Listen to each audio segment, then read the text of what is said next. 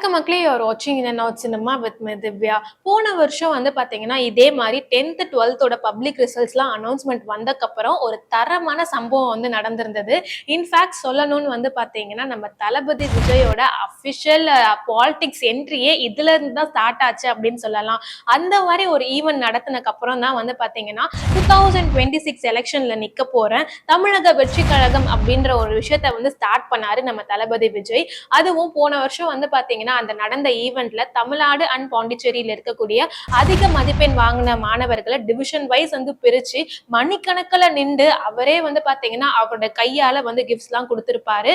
அந்த ஈவெண்ட் அந்த டைம்ல வந்து மிகப்பெரிய பேச்சு பொருளா மட்டும் இல்லாம பயங்கர ட்ரெண்டிங்கா மாறி இருந்தது. இப்ப அகைன் வந்து பாத்தீங்கன்னா இந்த வருஷமும் 10th 12th ரிசல்ட்ஸ் எல்லாம் அனௌன்ஸ் பண்ணியிருக்காங்க. சோ இப்ப அபிஷியலா வந்து பாத்தீங்கன்னா தமிழக வெற்றி கழகம் சார்பா வந்து ஒரு அறிக்கை வெளியாயிருக்கு. அதுல என்னன்னு வந்து பாத்தீங்கன்னா தமிழ்நாடு அண்ட் பாண்டிச்சேரியில அதிக மதிப்பெண்கள் வாங்கி வெற்றி அடைஞ்ச மாணவர்களுக்கு எல்லாருக்குமே வந்து வாழ்த்து தெரிவிச்சது மட்டும் இல்லாம தோல்வி அடைஞ்ச மாணவர்கள் தன்னம்பிக்கையோட வந்து பாத்தீங்கன்னா போராடணும் அப்படின்ற மாதிரி சொன்னது இல்லாம இதுல என்ன விஷயம் வந்து பாத்தீங்கன்னா கூடிய விரைவில் நம்ம சந்திப்போம் அப்படின்ற மாதிரி தளபதி விஜயோட தமிழக வெற்றி கழகம் சார்பா வந்து ஒரு அறிக்கை வெளியாயிருக்கு.